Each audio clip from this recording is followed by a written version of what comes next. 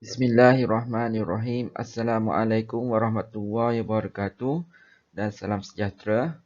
Baiklah, kita bertemu lagi hari ini dalam topik ketiga iaitu equalizing beam and torsion bar. Okey, dalam topik ini kita hendak mengetahui fungsi dua komponen iaitu equalizing beam dan torsion bar. Kita pergi yang pertama iaitu equalizing beam. Okey, kalau kamu tengok gambar di bawah tu, boleh kamu cari tak mana dia equalizing beam? Okey, kalau kamu nak tahu equalizing beam tu kedudukannya di bawah spring daun tu. Yang saya letak line warna merah tu. Itu dia kita panggil equalizing beam. Di hujung equalizing beam tu terletaknya axle ataupun ganda. Okey, fungsi utama equalizing beam yang pertama, untuk mengagihkan beban sama rata antara axle. Yang kedua, untuk memastikan tayar sentiasa ada traction dengan jalan supaya tidak berlaku kegelinciran. Ini dua fungsi utama equalizing beam.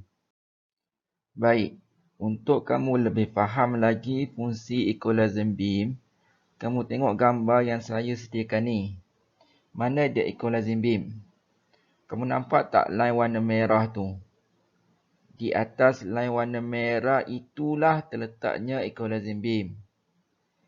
Di hujung equalizing beam ni, di kiri dan kanan equalizing beam tu terdapat axle ataupun ada tayar A dan B. Apabila tayar A dan B melalui jalan yang tidak rata, maka equalizing beam berfungsi untuk memastikan tayar A dan B sentiasa ada traction dengan jalan. Kalau kamu tengok gambar ni, tayar A kedudukannya lebih tinggi dari tayar B. Namun begitu, kedua-dua tayar tu masih lagi melekat pada jalan. Kalau tiada equalizing beam tu, besar kemungkinan tayar B tu akan satu level dengan tayar A dan akan terangkat. Maksudnya tayar B tu tiada kontak dengan jalan. Kesan dia, tayar A terpaksa menampung beban yang lebih dari tayar B sebab tayar B tu tiada kontak dengan jalan.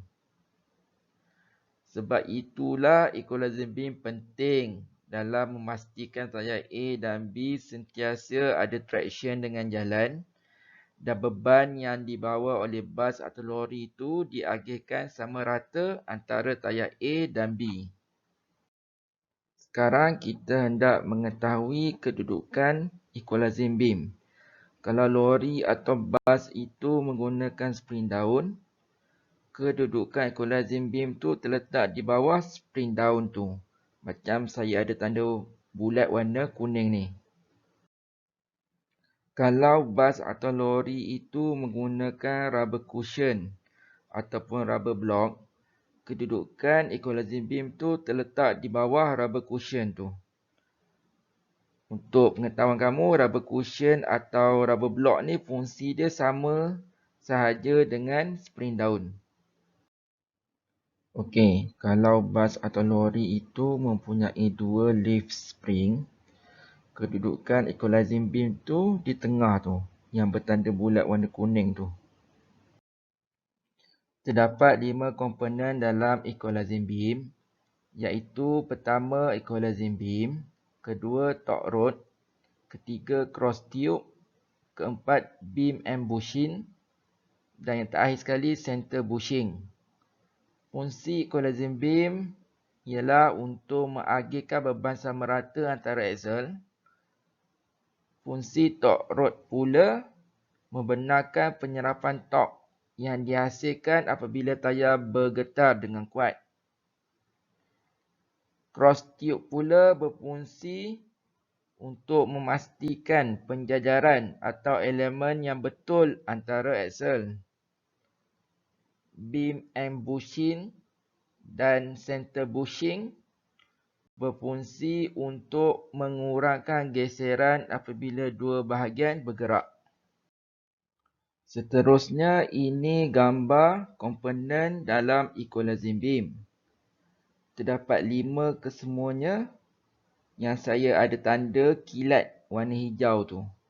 Itu semua komponen dalam equalizer beam. Pada kebiasaannya, terdapat 5 jenis kerosakan pada sistem gantungan jenis equalizer beam. Kerosakan pertama ialah kerosakan pada embushing. Bushing tu pecah atau haus. Kerosakan kedua pada center bushing. Sama juga, bushing tu pecah atau haus. Yang ketiga, leaf spring patah. Yang keempat, top rod bushing. Bushing tu pecah atau haus.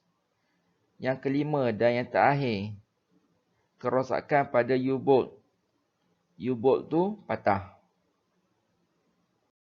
Seterusnya, ini gambar rajah equalizing beam pada sistem gantungan jenis spring daun. Di hujung equalizing beam tu terletaknya axle. Maknanya di kiri dan kanan tu ada 2 axle. Bagaimana axle tu dipasang pada equalizing beam? Kamu tengok gambar A tu.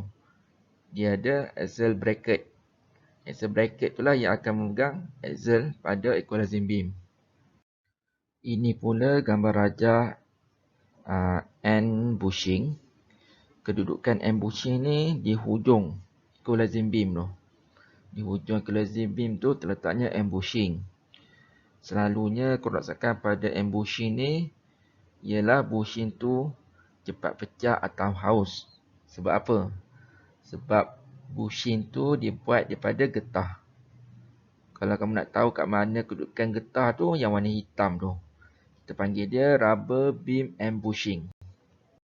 Seterusnya, selain bushing yang dibuat daripada getah, yang kita panggil rubber beam end bushing, terdapat juga bushing yang dibuat daripada besi. Kita panggil dia ball and bronze socket beam end connection. Dalam gambar yang di sebelah kanan tu, figure 13 tu.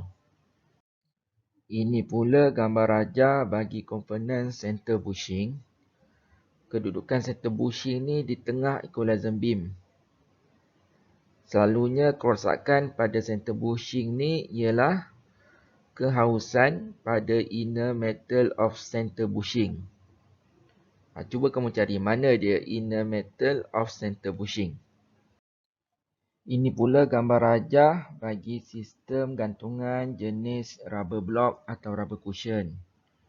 Rubber block ni dia menggantikan leaf spring. Tetapi fungsi dia sama je dengan leaf spring. Kelebihan menggunakan rubber block atau rubber cushion ini ialah, pertama, menjadikan sistem gantungan lebih kompak. Yang kedua, rubber block ialah penyerap getaran yang baik. Yang ketiga, sistem rubber block ini lebih tahan lama. Yang keempat, sistem ini tidak rosak secara tiba-tiba. Dan yang terakhir sekali, rubber block ini mempunyai simpanan tenaga per unit berat yang besar. Maksud dia boleh membawa beban yang lebih besar. Kemudian, introduction to torsion bar. Selain dari coil spring, leaf spring dan air spring, torsion bar juga memiliki ciri-ciri seperti spring. Ia mampu menyerap getaran yang diakibatkan oleh permukaan jalan yang tidak rata melalui penyerapan torque. Gambar rajah ini menunjukkan bagaimana torsion bar berfungsi. Torsion bar ialah besi panjang yang berbentuk bulat. Ia diperbuat dari besi elastik yang mampu menahan daya putaran atau daya kilas. Ini pula komponen dalam torsion bar. Anchor arm ni akan diikat pada chassis bas atau lori, manakala lower control arm pula mempunyai wheel hub spindle. Apabila tayar bergerak ke atas dan ke bawah, torsion bar berfungsi menyerap getaran itu. Torsion bar juga mampu menahan getaran tayar ke depan dan ke belakang. Baik, saya rasa cukup setakat ini untuk topik 3. Yang menerangkan 2 komponen iaitu equalizing beam dan torsion bar. Kalau ada apa-apa persoalan boleh hubungi saya dengan segera. Sekian, terima kasih.